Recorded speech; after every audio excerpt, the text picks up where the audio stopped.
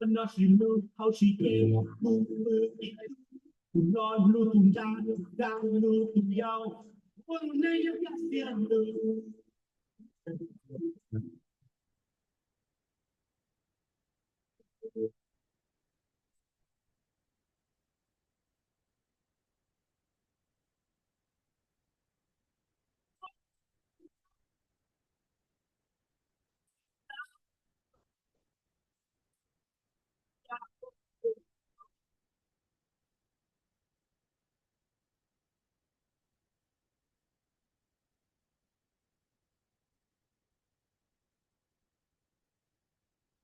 em lưu chỉ đi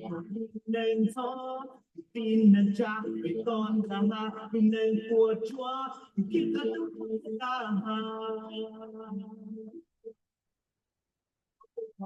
của nhiều con và khó vì kia tôi chỉ thua đêm thua thành đêm con nên nhớ mình đi nào nhảy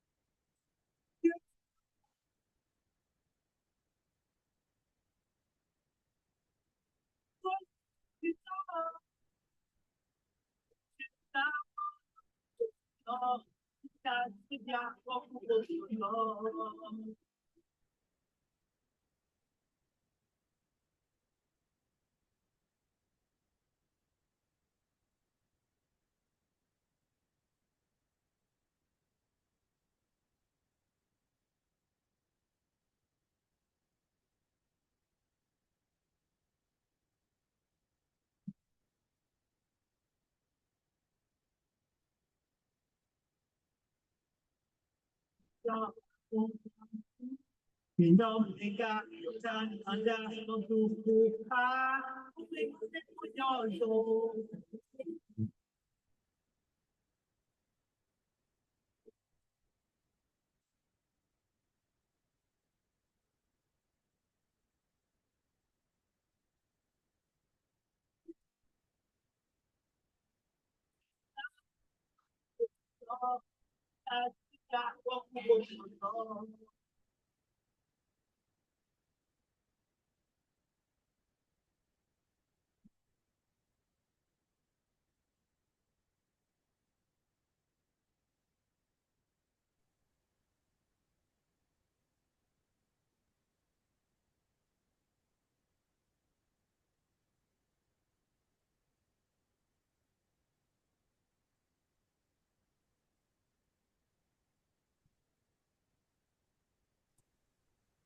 nhớ rong giấy trong này chỉ có tên cha cho mọi thứ chủ nhà tàu vào tàu chơi nu nói yo nu plow lì tì cầu xa nu thì plow được cho kiểu họ lử là yo nu Thursday rong xe tại tàu này tôi đã số hóa cho nó có program là yo có program mua cú luôn trong Minneapolis lon được cho kiểu phương diện được WIXK ít cho sun thì nó phải sang cái lúc sát tung chùa kia luôn trong Minneapolis cho kiểu họ lử ok bút là mình phải sinh ra cú luôn về hoa mai có yo sinh ra họ lử luôn trong Minneapolis họ lưu cho họ lử là sun can hu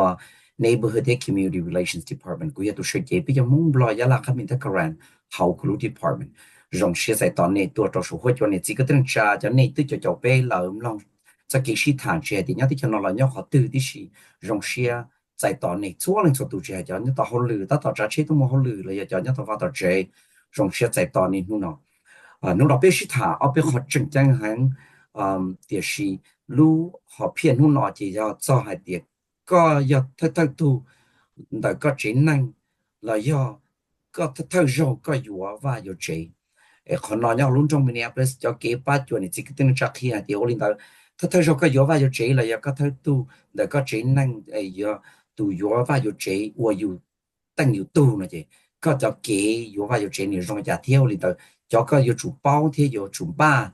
thôi có yếu ta lúc chế là thì chỉ nhau thế thôi có chỉ nhau ta tổng ba yếu lúc chế sử dụng ba dùng để trả chỉ cho số hội chùa nào lúc nào có thuộc họ chữ sinh ý từ ya Ryan ni ya tu residential to real estate ni ya tu senior project coordinator ya đó how residential to real estate development thì chúng ta lên đó tu mua Janny Thao ya đó ni ya tu lending manager ya đó how neighbor works home partner gọi ở tụ khoa chữ sinh yêu thà đó số hoa cho nó ta lên đó cứ tụ bây mua nhiều mì dia tụ xài lúa đó số hoa cho nó bây giờ thà lúa đúng không nên mua lúa sắn lúa sữa bây giờ thà nó hút đó cũ là tàu trâu ý ở bây ở xa ở ý bây xuân là xong tới đó cũ tax đó cũ là tàu ý hàng cầu đi nè nên chỉ cái tiếng trà đó bây giờ chỉ thà sau hai địa giờ cái giờ tới tu là do rồi này ta thấy rồi cái yếu chế nhớ học cái chế năng này họ yếu rồi chả ai tại tอนnày số lượng số tụ họ program nhận và cũng luôn trong Minneapolis này giờ ít lu và sĩ hậu trong nhiệt chỉ cái tên là sĩ thảo cho cái bắt chuột từ luôn trong Minneapolis thế chỉ là người mua lu cha tại họ luôn trong Minneapolis chỉ là hai đôi số của chuột nó và lu mong trong nhiệt chỉ cái tên là nhau luôn trong Minneapolis trong sĩ tại tỏ Ryan welcome. Janny, welcome to Hmong Radio WIXK. Thank you so much for being here. Greatly appreciate your time and look forward to learn a lot more from you both. Trong sẽ tại tỏ có Brian thiên Janny nét tôi số hoa chuột nó biết sĩ thàn trong thiết chế xe thì có cái tông tấu trang tôi ya lòng được có thổ biết sĩ thàn nó. Ryan, start with you. Can you tell us a little bit about you and your role with this work? Yeah, hi. Thanks for having me. Ryan, khi mình chỉ đọc bé thì có những từ tiếng cho họ được cái kia này ya chi. Thanks for having me. Name's Ryan Nestingen. As Michael said, I'm a senior project coordinator with the city of Minneapolis. I manage home buyer access programs with the city, which are home buyer education, down payment assistance, and foreclosure counseling. And I also manage our perpetually affordable housing program and development projects. เลยนะเทีย我เจ้า Michael ก็ตระมวยเจอกูเทียปัตตาลี Michael ที่ต่อให้เลยเทียแต่นักลุงไปหัว Ryan เทียใครรู้ที่ป้อเด็กกูเยอะตัวนโมตัวเทียชื่อเจ้าเก๋จวนเจ้าเจ้าเนาะว่าจะไอ้อยู่ว่าอยู่เชียงรุ่งรุ่งว่าMinneapolis เนาะเทียเราหมดตัวลินแต่เทียกูใครรู้ที่ป้อไอ้เทียกูเยอะตัวโมเจ้าชื่อที่ใช้หัวเจ้าเนาะว่าเก๋อยู่ว่าอยู่เชียงรุ่งรุ่งว่าMinneapolis เนาะเทียกูมาตัวยาวกูเราโมป้าสวนเจ้าเทียเก๋ใจเนี่ยป้าเนี่ยเราโมจาเราเลยเทียดาวน์เราลูบาลูเจเทียเราโมเจ้าขอเทียเราโมเจ้าเนี่ยต่อชียีชาลาเยอะเทียในว่าเจเนี่ยถือจิตเราเลยยอปงแต่อย่าเรียนนอเทียเราโมเจ้าเนี่ยต่อจีลีนอเทียเนี่ยรุ่งรุ่งMinneapolis เทียนั่นนะยาวเจ้า Brian, the city's Minneapolis Homes program is an awesome program and an awesome resource for the community. Can you help us, our listener,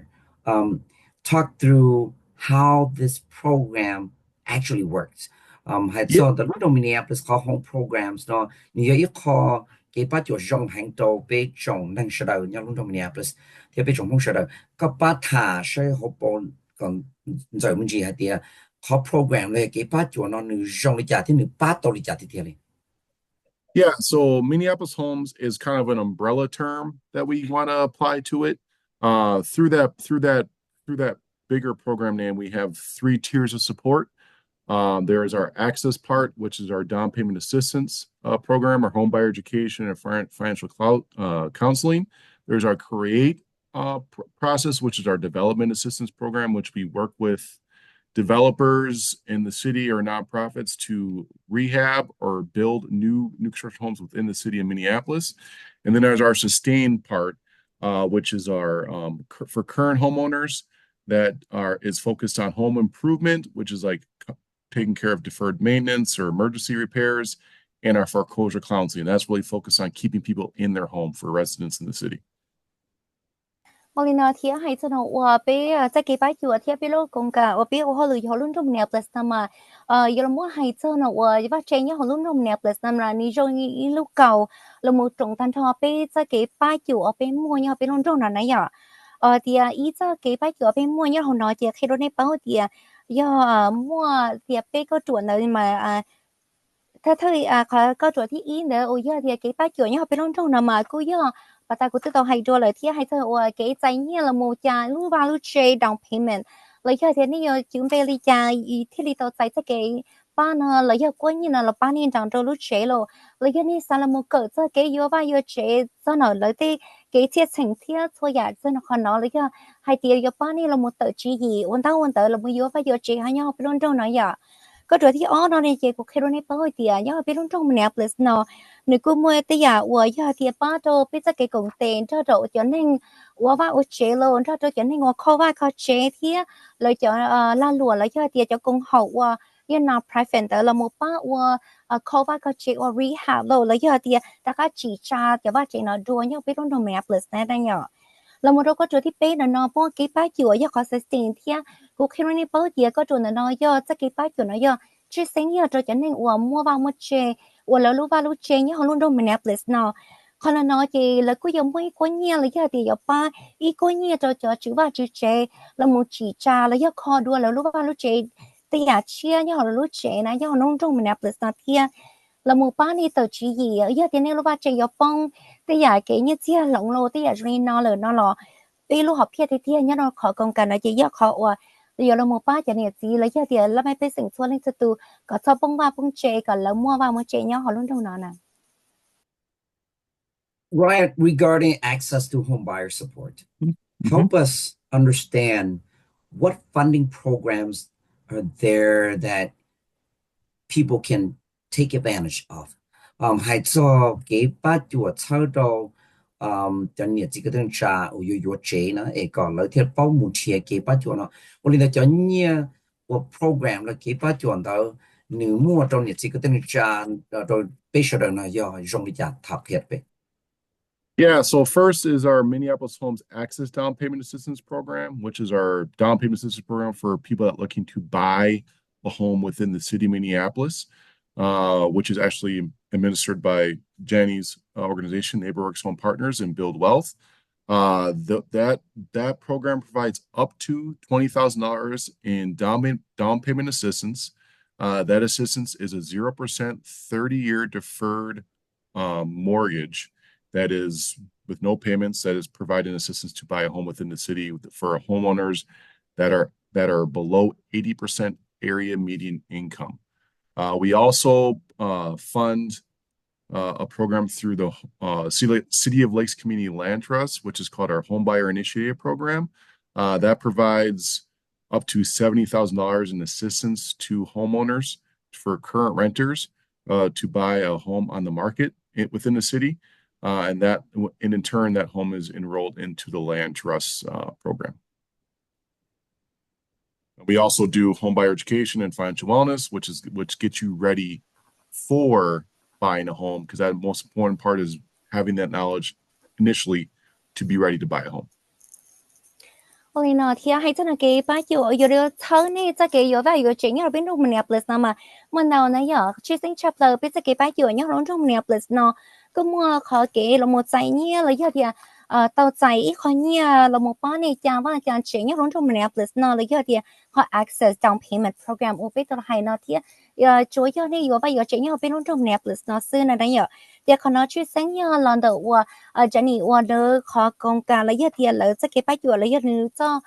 nếu lúc hậu lử là một thiết là cho cái giải như nói giờ nàng ở phá ba này là một chàng và chàng chế thiết như nó họ nói thiết giờ tụng cái baส่วน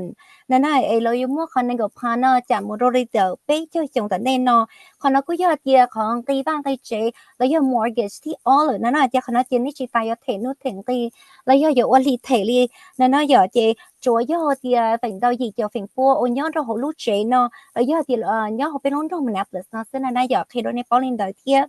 จะเก็บไปจนเดินคนนอเทียจะเนี่ยป้านี่อยู่ไปอยู่เจแล้วโดนนี่นอเทียละมุโจhay tiệtเขาเก็บไปอยู่เยอะใช่จะแล้วไม่เป็นสิ่งอยู่ว่าอยู่เฉยหน่อยจีเป็นมั่วขนาดน้อยเยอะเดียLake Land Trust นะเยอะอีเขาเก็บไปอยู่ป้าใช่เนี่ยจีโดนเนี่ยอยู่ว่าอยู่เฉยเทียนเดินเอาชื่อสิ่งชับเลยเยอะเดียป้าเราจะนึกว่าสบายเฉยเยอะไปรุ่นตรงMinneapolisเนาะเยอะเดียแล้วใส่อยู่ว่าอยู่เฉยนะจีแล้วมั่วกว่าเนี่ยเนาะเราเนาะรู้ตัวชั้นนะเทียเยอะ下就爬ป้าเนี่ยอยู่ว่าอยู่เฉยเทียแต่ชีจะเกี่ยวเชี่ยเทียว่าเราคนนี้เที่ยวใจเนาะจี有么路钱呢？那么你还有我都知道，我靠 Lake Land Trust 呢，天哪，那有些，如果你那了，么到也给把有天有炒了，你这个有呗有钱，就还这个狗，这个有把有钱了，了有点。cái yo ba cha có này tôi khăn nên có rong em nếu yo sẽ có chủ này là một cỡ cho nên tôi khăn nên thì tao tôi khăn nên rong em yo ba yo chế giả dùng gì đó này giờ Ryan, help us understand, our listener understand how the city of Minneapolis is helping to create affordable home ownership units for as many people as possible Yeah. for all of the people who lives in the city. Mhm. Well, lúc trong Minneapolis cho hậu lửa là giờ lúc chú ý yo là một ba và còn những cái tên trà nó mua phát chế nhỏ ấy cho phát chế là thiết lý và họ thể tàu nhỏ tàu nữa đó lúc trong Minneapolis nó giờ dùng chả. Yeah, so we do, it's called our Minneapolis Homes Development Assistance Program. That program partners, the city provides funding to rehab or construct homes within the city of Minneapolis to developers, for profit and for not for profit, and in turn that funding that we provide to the developers, that home would be sold to an income eligible home buyer at 80% area median income or below. So our program is really focused on middle to low income earners to be able to access a newly rehabbed or constructed home within the city. It's a great program. We've done over, I think, 300 homes so far. And then there's we provide affordability assistance on this program as well. So the home buyers can get down payment assistance that can be layered with other city and state or not state programs to really close that gap in that down payment to purchase a home. Thế rồi này bảo thì mà tao giờ cái ba chuyện nhá nó khó nói thì là một ba cho hà nhiệt gì cái tin anh cha sẽ được gọi là bảo cho thì sẽ cái yêu yêu chế nhiều rồi này giờ thì là một rồi thì lúc chữ gì tận đây nó nhiều rồi này giờ thì là nãy giờ cái giờ rồi nó nếu mà tao giờ cái ba cái rồi này cho nhiệt gì sẽ được như là tao phát chế bảo hay tiền luôn trong Minneapolis nó là một khoa development assistance fund thì ba cho này là một khoa ba cái chế lo là yêu về yêu chế như luôn trong Minneapolis nó chứ sáng xa bên mua cái công tiền cho nó là để cho công hậu lô là giờ thì cho nên ủa chỉ cho công hậu chứ là giờ thì là cho công hậu chỉ cho công hậu ba cho lấy tiền for là giờ non profit là giờ thì mua ở bên họ cho nó một số thì cho họ nói tới chỉ là giờ một chỉ họ đua lúc ba lúc chế có li hay thứ tống thì cái giải chia thì đi tàu giả dùng gì thì nào mà giờ thì sửa lại tao cho nên ủa giờ tao giải cái ba chuyện nó rồi hay sao nào là cho nhẹ li số li mà bị sẽ cái phát triển mà giờ phát cho nên ủa li hay có thể cứ tao như lần đầu tiên là giờ thì chỉ challenge là gì cho phiền bùa cho số tao ilu thì là giờ thì con nó cứ giờ ít khó biết cho là mù ba biết giờ cái phát triển nó giờ chỉ sinh cho bây giờ là mấy biết sinh ủa khởi nghĩa tao mê là giờ chơi rồi nhưng nó còn đầu tiên thì con nó cứ giờ ít sẽ cái phát triển thì giờ ilu chỉ trong là mù ba biết giờ là mấy biết sinh nhau bên trong thiênแต่ชินอกี้ซื้อกูเคโรเนเปอร์ที่ไปซื้อตลาดหมู่ป้าจะแล้วไม่ไปสิ่งท่านชอยอจีใจยาปีปวดหรือว่าลูกเจเลยเทียเด็กกูไฮโดรเนเปอร์ลินเดอเทียละมูโจเดียจะเนี่ยเสียใจที่ละมูจองเพลงเป็นแล้วเดียละมูจานในรู้ว่าลูกเจเนาะนี่กูมัวเลยเขาเลยเจ้าเขาเก็บป้าเทียวันนี้ละมูถอเจ้าเนี่ยเสียละมูป้าส่วนสีเทียเดี๋ยวลูกเจลูกรอเราแล้วลูกrồi lúc rồi thì thế là cũng một cái ba là một giải nha cho nên giờ ba giờ trẻ thì ấy giờ thì cả từ chỉ chưa nó là nên họ là một ba tờ thì cái ba này đấy thì này giờ. Thank you so much, Ryan. Ryan, are there opportunities in the city of Minneapolis to help sustain home ownership in the city for families that may not have all of the capitals to sustain their home? ผมมัวหรือจอเก๋ป้าจวนเนี่ยสิก็ต้องชาจอยัวเจเลยนะเอกพอคอตัวเลยว่าที่เจว่าก่อนจงชาเขาเที่ยเขาตู้ตัวรู้ว่านุ่งเจเที่ยวันนี้รุ่นจงมีเนี่ยเป็นจอเก๋ป้าจวนนั่นเองผมมัวหรืออยากลองจีเที่ย Yeah, so first it's the city's home improvement program or owner occupied rehab program, which is focused on emergency repairs, deferred maintenance, code compliance issues that are for current homeowners. It's really a resource for like homeowners to access to fix things that have been deferred. The way it is that it's a 0% deferred loan as well for that maintenance. Additionally, we do have our part of the City Lakes Community Land Trust. They have their home buyer initiated program, which is actually they have a owner occupied aspect of it too. So if a current homeowner is living in the home, they do have access to that program to help with that deferred maintenance as well. So we do fund those two programs to keep people in their home because we don't want people losing their home. So we want to be able to assist people where they can to stay in their home. khi đó này bảo hay cho nó khó nói thiên này cú luôn trong ngoài lấy giờ biết luôn trong Minneapolis nó muốn đâu giờ kỳ ba thiên chứ sinh cha giờ cho nên ngoài giờ chữ va chữ chế nhá họ nó học bên luôn trong nó thiên giờ mỗi cái nhiều lần đầu bên luôn trong Minneapolis nó theo là một ba home improvement lấy giờ thì là bằng ba chỉ kho lấy giờ thì kho này lúc ba lúc chế thiên đầu tư một cái cuốn sổ nữa tao chưa xíเลยbây giờ hay thì giờ mua cái cuốn sổ và bộ cho nên lúc ba lúc chế anh ấy sát tông cả lấy giờ thì sát tông ít quá nhiều thì là một ba này là một con này lúc ba lúc chế thì bây giờ mua con đỡ là một đầu tiên giá trị ở là một chuột chuột cho cũng mày chạy ở trên này lúc ba lúc chế chỉ là optical lo lấy giờ thì giờ là chỉ là một chuột cho lúc cũng mày chạy hay cho nó sẽ cái chữ này lúc ba lúc chế thì giờ rồi nó anh này thì tờ chỉ mua nhiều nó lọp bây lúc bây luôn trong nó mua ít quá nhiều là một ba này thì nó giờ ấy khi đó này bao quá nhiều này chạy nó lý do thì chỉ nó ba 0% nó giờ ấy khi đó này bao lên tới thì nó giờ ấy là một số cho họ thì lúc còn họ thì luôn trong Minneapolis Lake Land Trust nó giờ ấy lúc còn họ là một ba đâu này thì còn nó là cũng mới nhiều chia chạy đâu này thì ấy là một thì con này lúc vào lúc trẻ cái thứ bùa cái thứ nó là này là một chạy uốn nắn tới là một con này lúc vào lúc trẻ là tàu thì nó giờ ấy khi đó này bao chúa giờ này giờ tụi chú bà chú trẻ cho nên chỉ này cứ mua thành chuột là một thọ con nhiều là ba này thì Ryan, if I am a new person to this process and I'm looking to use one of these services that you share, where can I start looking for? Yeah. Itu nanti chen yo hola ka tu nanti yo shi yo ke pa jo ne ko ha no la ori ku yo mu pin tie nya ko tu tian che tao. So for a down payment assistance program, I would definitely utilize Janny's organization, which their administration of our program. You can work with the Minnesota Home Ownership Center. They're a resource for down payment assistance and homebuyer education. For our development side, we do have the City of Minneapolis website that would assist with our program for guidelines. And then for our homebuyer initiative program, the same thing. We do have a website for that as well. 311 through the city, they can refer you over to get us information. But definitely for home buyers and current homeowners, I would definitely utilize the home ownership center primarily, and the City of Minneapolis and other nonprofits like Janny's organization, City Lakes Community Land Trust, Build Wealth, other people we have relationships with. thì nó theo một tàu nhà cái bãi chuột theo chưa sinh chấp vào khi đó này bóng cái tiền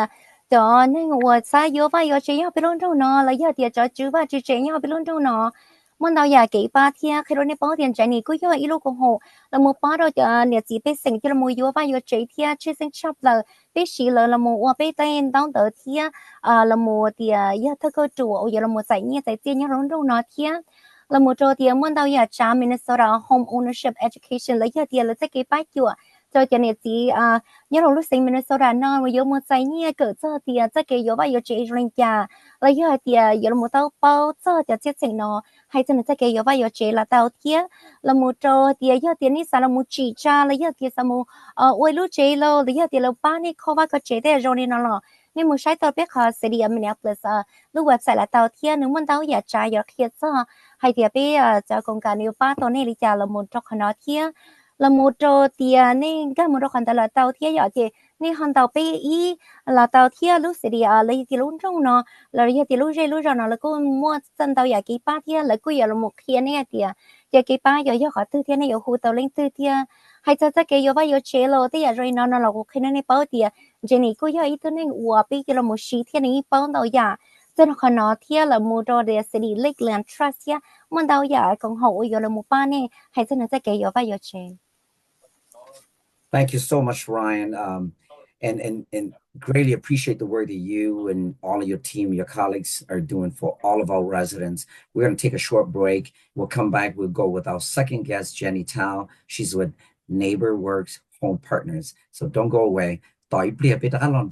你是他多人当这里他是他找你要的好 neighbor works home partner 别么说哦别为那听龙一上也说他别的干了我找能到这个 Ryan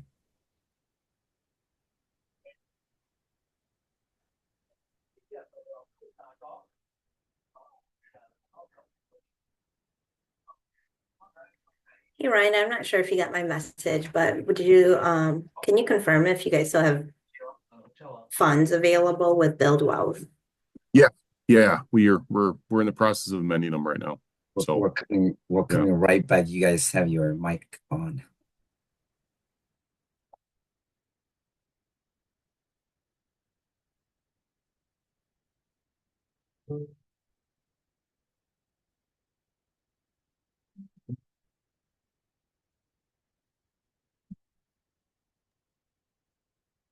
nhớ rong này thì cái tiếng cha bé sĩ thảm mình chỉ nhiều họ sĩ thảm đời tới giờ sĩ thảm cho Ryan nhớ rồi tàu lúc trong Minneapolis họ program cái ba chuẩn này thì cái tiếng cha yo residential thì real estate development mà chỉ ta đây là cái bé sĩ thảm đó và tụ mua và Janny Thao này ya tụ lending manager nhớ rồi neighbor works home partner hay cho để yo thời gian họ nói thời gian có yếu yếu lúc chế là ya thì có ya thời tuần tại có chế năng và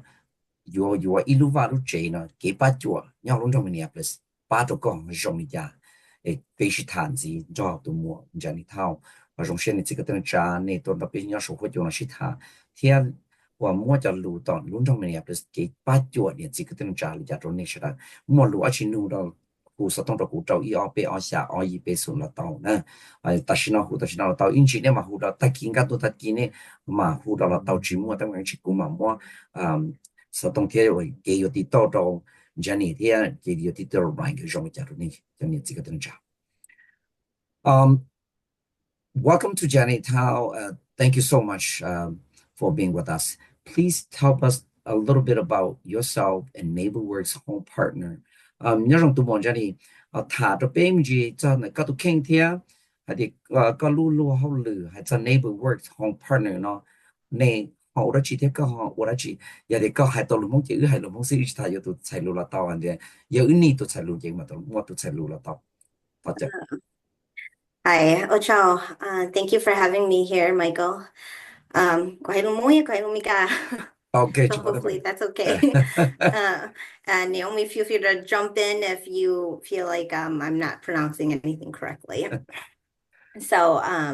nhớ rằng cũng bây giờ Janny, cũng là từ DPA manager nhớ về NeighborWorks Home Partners. Cũng tao ô hello nó for about chỉ xong là NeighborWorks yo lúc con hồng nonprofit nhớ hậu Saint Paul Minnesota bé ba tên này yo chế thiệt call là lúc chế bé mua products ý là homebuyer education kia cho hay tiệt yo chế yo chủ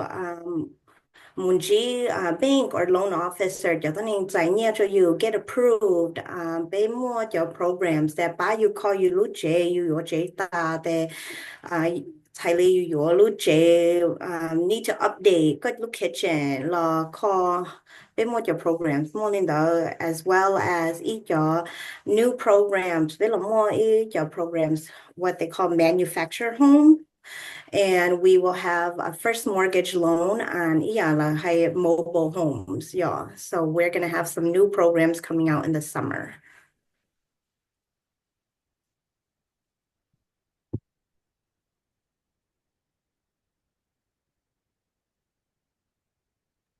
Jean Lê và tên bảo nếu bị cái lu microphone off rồi okay Okay, yeah. okay there we go Yeah, well, Janny, cứ actually hay tao luôn mong trong cái gọi liệt thế yeah, bây giờ anh xem vậy. 我除的呀我个3点Janny还刚知道的记出来了 okay yeah the Janny 的另外嘅feel free to log off if you needed to thank you mà Janny mà是他我还录目的一会用意的配出来了还要用我做 Janny thank you so much 一会我不带都是他们进来要考下的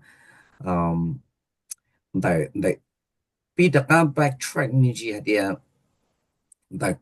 个呢个报的考 program 个么那你真正不理解给把脚的你这个等于咋是了 Yeah, cái sai thì họ program với một down payment assistance mà kinh doanh trong lời cho họ thầu cụ chỉ yếu chế này nhỏ. Với chỉ một cái programs đã chỉ nó với một ba yếu chế à lì thầu lời chỉ một cho tên nên là kia hay thì có get approvedเลยจ้ะ right muốn cho từ lender Thái là ní chọn đón tới đó chỉ có有种sau có cho tự chế có cho share your taxes có cho W2s là những sai thằng cho chọn đó to make sure that you qualify so thầu của chị chế maybe what is it có hiệu na chúng mình từ ba ya chúng mình programs lên nó ba so now that là mua cho programs ba you giải nghĩa download chế na then ba yeah like có monthly payment có PITI nữa in your treasure and then manageable now so that có chỉ lấy thì so much per month có chỉ lấy thì đâu này ở thầu có yếu chế nào hay trong đó cho cái yếu chế nó này có thể thả mình chuyển đầu lần hay cho bé choวันนี้这个等于是诶被他偷肉有chế này à thế là do thì有他偷都有chế đâu有chế năng là có thả mình cái first generation home buyer họ down payment assistance fund đó là do thì他肉có有chế có他tu được có chế năng有chế nó họ và mua cái ba chùa down payment là cho nhiều và thể vấn đề nữa cho quan nhiên là cho nhiều ba là một thể cho và down payment là người dân trong cái thả người dân trong cái thả mình chỉ được biết sao. Yeah, so that's nó là một cái program của first generation community down payment assistance. Cái lúc có hồng yo, cái lúc that administers. So bây giờ cho tao khẩn nhiên, ta sẽ bây giờ cho ba yêu or cho nó đầu to giải khẩn nhiên nó cho nó yo ý họ như là you giải zero interest loan. So chỉ một ba na you hay tiền you lúc chế nhỏ hồng Minnesota nó you chủ lấy nhỏ hồng lúc chế le chi hyong they lo yeah they forgive this money after you live in the home for 5 years.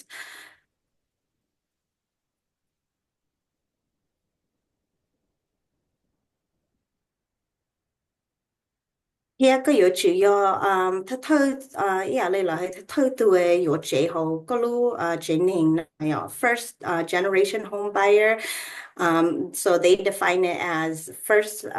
your parents have not owned a home before. Có nghĩa cái gì都有chế,或有係啲係有chế. You can also qualify, 有係啲係有chế bông或者foreclosure status. Then you would be eligible again. Janny, vấn đề有một phần chùa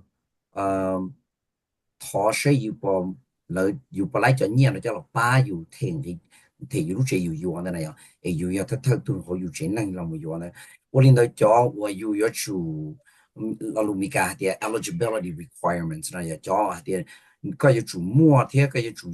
要到分到一个天摸债到就念了八个呢，要用一下个他给到背上。Yeah, so thơ thơ ý có yếu chủ yếu thơ từ tên hình nhớ hữu yếu lúc chế nên yếu chế. Thế có yếu chủ yếu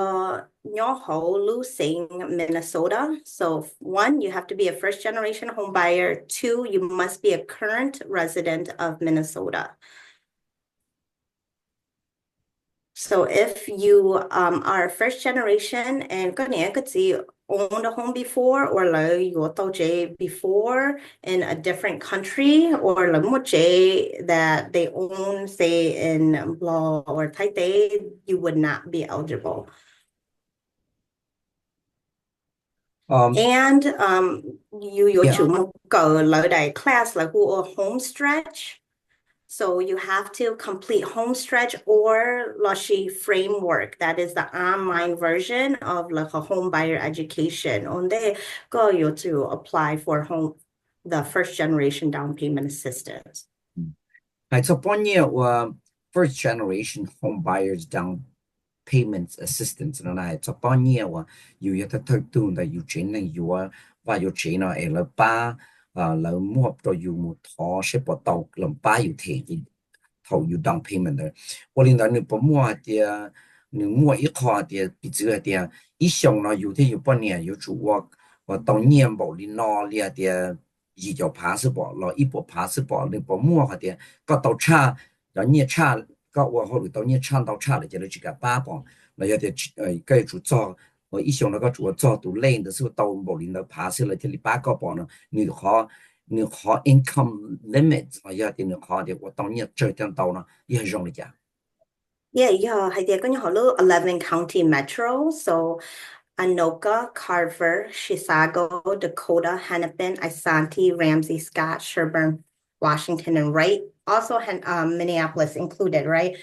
So yeah, go your J in those 11 County Metro.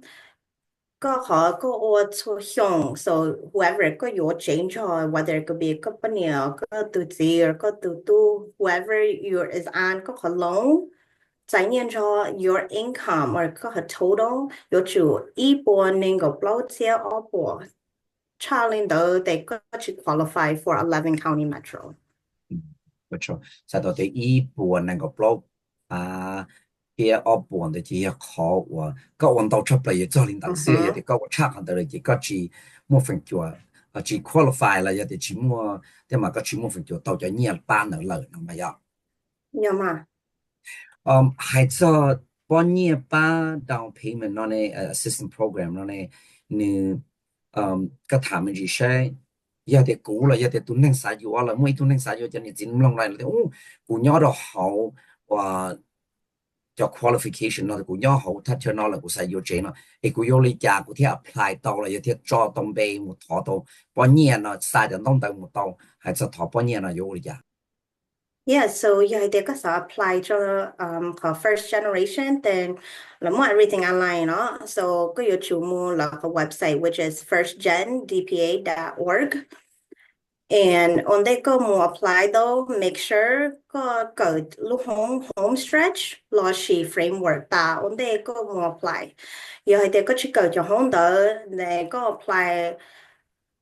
they go application là more deny or withdraw because có to meet là your qualifications or có to complete là hay go on. And then all go to get approved for a mortgage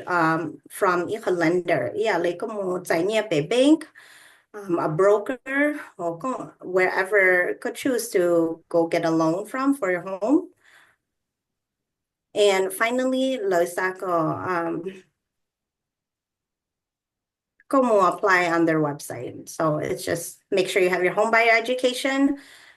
whether that be home stretch or framework, you get pre-approved for a mortgage loan. So you want the loan officer and collect cái đó đỡ thì có get pre-approved có you lấy đàn đỡ là hay pre-approval as well as đàn đó đỡ để có send your home stretch and framework to like a website có một upload thầu có apply. 这里不大个都他们是还做的，给有话有钱了呢，你整整保利家了哟，做给许多刀，做给个有包的有话有钱了，你不能给保利家了，做个那个搞好了呢，搞对人得了，也这个也一都乱在乱，他这样的总共是了，个包的给没法没钱，有个要有你得都让你整整保利家。Very important. 竞争嘛，就學個細嘅個要到錢啦。Then yeah, maybe 個冇說落差到 right? You have bigger dreams after 個要到路錢，個提到可能你喏，個more responsibilities 落差個你believe 到 right? Yeah, 你個到路錢用來的個提可能你 so then maybe 個錢就係路誒提個Roman J, right? So everything about owning a home, yeah, and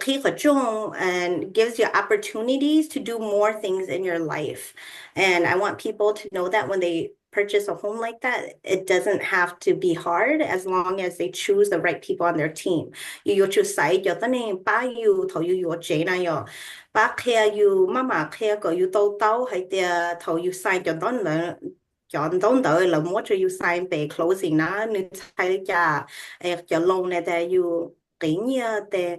what are the terms of that? Go you to hay there, why does got your property tax or got your insurance why? What is the reason, right? And below go home new ba you go you nhỏ lu chế ya thôi một tên mình này maybe you lose a job có bông hoa na then bé ba you có you lu chế chung bông cho foreclosure bé cho you có bên thà and negotiate and help you through that time. Yeah, rong chụp lại cái một cái chúng tôi sẽ thảo sao nó đó bây giờ này chỉ cái tên trà nó thì có bộ chúa lừa nhà và thà khi đó bây giờ neighbor works home partners nó nếu chúng mua lừa nhà cái ba chỗ đó này chỉ cái tên trà có tao tao cho cái yêu và cho chế cái chứng chứng hay là nhiều yêu một ba hoặc chế down payment nó theo lừa nhà cái ba chỗ nó bộ chúa lừa nhà thì Something that I do want to touch base on was clear needs a bit or loans that back call J. Cho mong na yo. But you call J or tu J go update na yo. So bây mỗi cho programs nhóm the có nhóm lúc city từ St. Paul Minneapolis bây mỗi cho nhóm Venice Heights West St. Paul là cho loans ni 0%. So chỉ một ba na right and you buy you call you lúc chế có update tao and you take họ nhớ nó cho cả thầu you mua lúc chế or after có thể có lúc first mortgage na after bây giờ không thể có mà lấy thể họ loan nó back. And then Nubago, maybe because some more AC chocolate J or your windows, you do updates in your home that makes you want to live in there longer, or you replace your roof, like you want them you J more corner your chocolate. It's just something like side there you J there you call J go update or each corner, but I think the biggest thing we see is people fall into foreclosure because they don't maintain their home, right? So I really want to emphasize that being more your programs, by you call you luce for home improvement.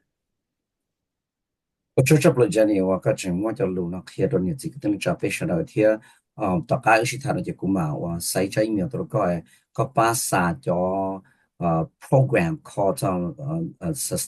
home ownership sustainability program resource นะ in the 个ที่เขาลูกกงหอบ包然后 Minneapolis here 我然后 St. Paul Minneapolis 不多被你这个等着是的我找了个路在用贴个多就是我就那就整多他也一块真正吃不了着呢这个等着还做cái yêu chế thì lúc chế nó chừng chừng bây giờ yêu mỗi lúc chế thì cho cái bát cho yêu chừng chừng bây giờ thầu không muốn chế là ấy 我做了个我mua我贴着个路刚好一波这样我那我把它被杀了的心我做了个事啊甚至一段里面的事你这个东西查好的必须谈的要谈照读末这里天我打边呢我 Ryan 去他做还的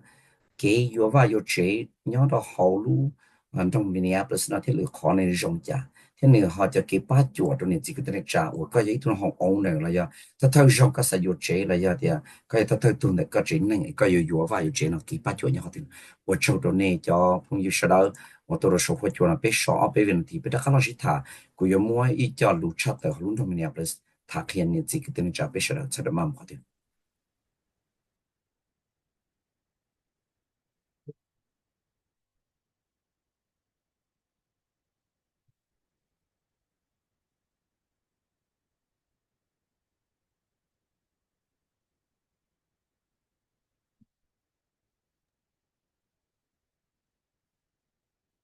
nhớ trong này chỉ có đang trả và ta biết sự tham mình chỉ cho và cái yếu và yếu chế cái thứ thứ tu là do thì có thứ thứ tu cái chế năng là do thì rồi nó thứ cho cái yếu và yếu chế cái bắt chuột rồi nhớ là hôm trong bên này plus muốn tao chẳng đâu ya giờ chỉ bảo là chỉ hú đó PEE ở tiền như sản thấy thùng mong thả nếu muốn để chuột lưu trong một trôi thùng mong ở nơi thì nu hay thì cái bắt chuột nữa cú sai yếu và yếu chế nhau luôn trong bên này plus nó dùng để trả nó nè họ lục quyền chỉ nó trong bây giờ giờ lục chặt đầu trong này chỉ có thể trả họ lò luôn trong Minneapolis trong bây giờ là mấy cái sản nhất đó luôn trong Minneapolis hay thì họ thì ý giờ luôn trong tát đỏ cho tu thế chẳng sai và họ luyện nhau public works tát đỏ yếu tu một baวันนี้chỉ có thể trả họ luôn trong chế để 给我被抓车被拖个头目，个下啲就弄动咯，就动帮了冇得好咯，你我车就冇到厉害个，就能睇你话用揸车用冇咯那啫，有冇一隻擺地嘅去搬隻車呢？這啲就見人哋搞合中了點吧？你要去搬緊啲車了，就整大堆的車，嗱，เรา要車差你100 miles，你就幾nhau luôn trong Minneapolis，khi lên trong này cho anh nhiều gì，này này bỏ để擺啲起步，這車bỏ了要để擺上的，按記得啲 no parking 呢，就去倉這，你就幾來貼多，來貼用多。BK 就記得，有 B 到不離地能夠 O 呢，但是呢有問題個下來了，地個下來，即出現的呢問題能夠 O 了，地能夠 O 是用嚟要錄 with 要勞動的呢是，希望你叫車啲希望好似話，你這車就按住嚟做擺的啦，有去保險有路車做了 ticket 啲做價，去到領導倫中 Minneapolis 摸路work group เราอยากได้100%นั่งอยู่เราหมดตัว注意是他做还得有巴黎家，伦敦 Minneapolis 纽特里，瓦火老用冇嚟要當地，你好話safe 啲 thriving communities work group，三個人自己等你揸啲對我注意啦，你都冇講，有得好 work group 呢，裝備冇我一度有得好，嗱，叫 application 啲路需要裝備呢，就你要批冇成多路包里，路機lin都地包，希望到你叫你有知啊啲呢。một trò sổ website nó chỉ sổ hóa chùa nó chỉ này một trò lưu website city of Minneapolis nó sẽ chỉ là luôn trong Minneapolis nó chỉ tạo chỉ này một trò lưu website bên này chùa họ để safe and thriving community work group khi lên đó nó cho nhiều gì và giờ đến này họ sao thì họ nó để vào nhiều chỉ bảo nó này hụt bé là tàu họ này hụt sao tăng tuổi của là tàu để cũng mà kia đến này apply là tàu na thì chỉ bé mua nhau rồi sổ我或者我的是到呢，好的好的北国他到呢叫我知嘛，点路时候都少入那点路中Minneapolis，那摸叫北国点都少叫动我来要我起摸到呢几个等能扎实了，人家路中Minneapolis，个呢เขา冇有到叫动的叫动的呢，搞知道来有一好用的呢。一转动，但是呢，讲是要转动老呢，要转动叫老教是，一转要离北叫的啦，到一转动的呢，那就不够我的了，要就不够有北转动是，到一路 chase 那些那叫牛子呢，要点那么找好，伦敦 Minneapolis 路 website 那么少啊点spring trees sale 那点一出的好，要去包那了，胡说动多的股嘛，开了呢。nó tàu trâu yêu béo xa ở gì bây giờ nó khi đó này cho nhiều gì chỉ ta lên đó nhớ trong trong Minneapolis bên một career help cho tu luôn sai lui chuyển ta tỏ ban yêu của lúc này nè chỉ lúc lâu liền tu nó chỉ ni youth empowerment month nhớ trong lúc sinh Minnesota nó ni lúc li và lúc lâu liền tu này lúc li và sau bây giờ tu luôn sai lui cho nên lui cho cái yêu là một bi我后来比莫话莫这比莫酷比莫把你都写也可能要一个 program 你要努力呢要努力领导就是和我 Minneapolis Youth Works 呢你要一个 program 做叫都论在路搞不了熊我真难搞不了熊要点呢好点钱后来牛啊好有啥的有小我也好对了认真整牛都有那些那那么take advantage 啦，要啦，话冇晒好 program 啦，你要巴到到呢，那可能要 Minneapolis Youth Works 呢，你要一个 year-round program，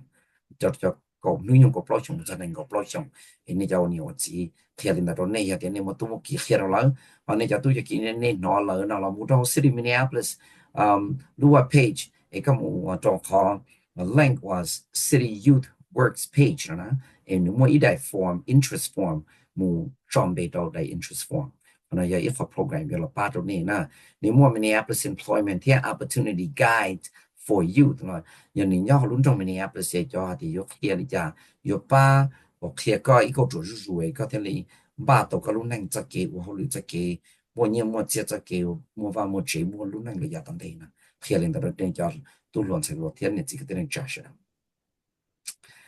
知道你到幾差到開到呢係啲。但是呢，你不但是他过的海多内了，你要路在龙了，有木头在烧了，要到海那边靠你，边没靠给把脚到你这个等于扎的脚把那个鸡呢，哎呀，的个么对呀，空个时了，我个来呢我。一個要對面面啦，個搞不知道啦，有啲咁一個手一他對好多一個叫 tools นะ叫孔一里對要撈咯，對要話那種地咯，誒啦我個叫好亂到過啦，有啲對要出叫斷咗咯，啲嗱有個什麼保證呢？見到龍中 Minneapolis 你摸抽到你保證到啦，不但嗰啲係有啲啲叫 gasoline 咯，有啲anti-freeze 咯，叫 draw 咯，有啲 battery。có một sĩ cho có cho pesticide lo là cho tua chua lo cho nên tí xí nè khi đó này cho nhiều gì thì nó trong Minneapolis họ cho tension cho một số bé tension cho nu Friday thiên nu Saturday lu chi li ti o thiên ti bé là thế lu trâu li ti năng够下天能够gì thế lu gì li ti chú gì thế chua cái nên gan này cho tới tu một trò đó họ chờ của nhau đó họ luôn trong Minneapolis là有ta mua cho nó chế tạo để cho họ này nhớ rồi giờ có một số hoa chùa này chị nếu nhớ rồi số hoa chùa cho cái hoặc kia này thì cho location là như thế cho chơi nhỏ họ từ rồi nè giờ họ này giờ thì có bao là cái nó bé ý cái điểm cú sa mua cho không và liệu tên nó cho một bộ chế đó lúc xưa họ và lý tự đầu thả nó cho nu và lu chi liệu thì ở thì bé lu trâu đi thì năng够下能够gì thế lu gì thì gì thế chùa nó họ từ là chỉ là kia rồi này chỉ ta lên đó ít họ chắc từ trong những cái东西啊，还点样论中 Minneapolis 么，讲board 这个 commission，我呢批到những cái东西啊，都么，讲啥么呢？叫注意，叫我们把几块路中 Minneapolis，到那多绕到好，叫 board 这个 commission，都么注意，这个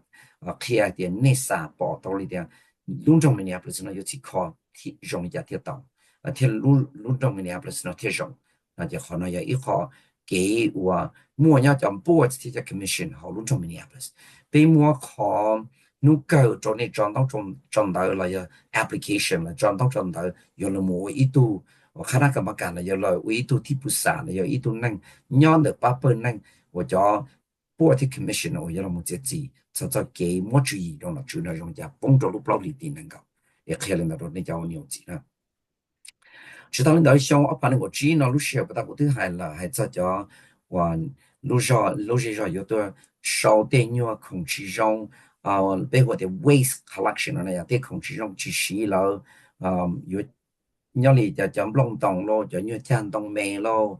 有個震動嚟就點樣我空氣洗嚟咯，我就到咗手我啲包裝中的，假如通氣熱了，都通氣熱了有啲就空個氣洗了啦，努了都透咗了，睇冇透冇啦，是個要做乜做紅咗哩，做夢神咗就神咗，做努我嚟都透，嚟睇透到咗個，啲人就弄動到咯，啲因為話溝。den da blom dong te ko den da ka va chito ki ko shou lin da wei te pa khi lên da don nei te chi da lên da si i kho cheng cheng chu pla ho su thai na yo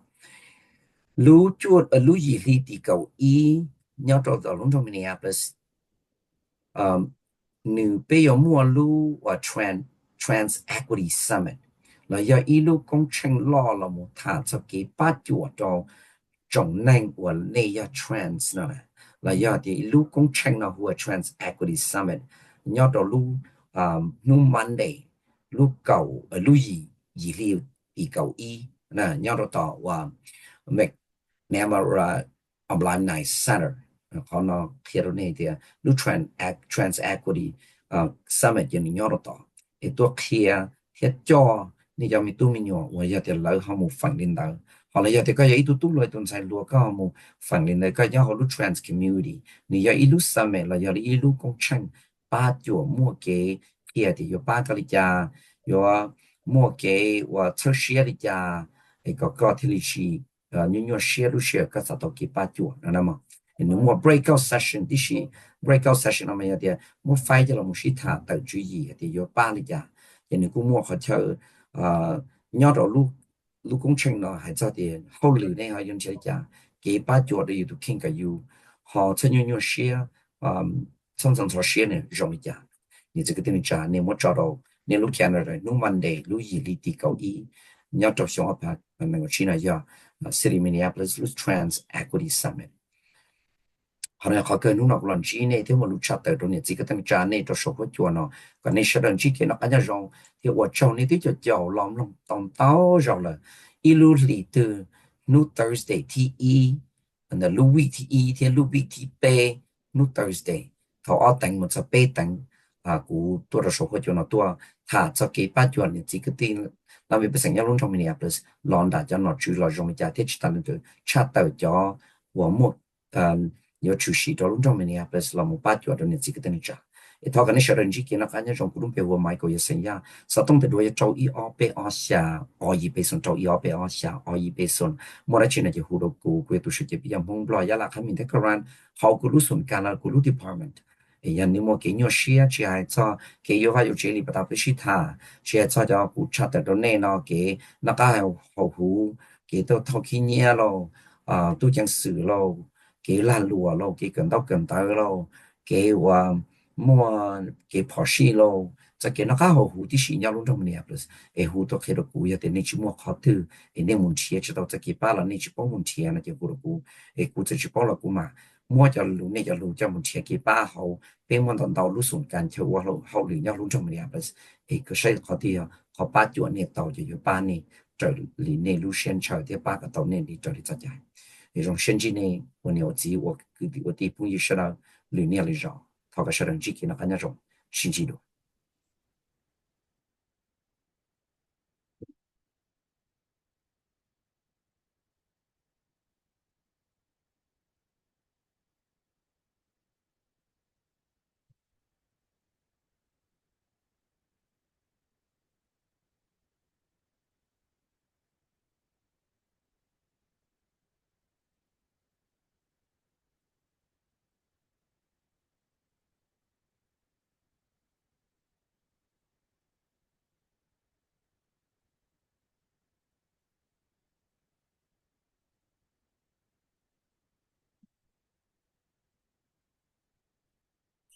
做了事，身上头洒着你。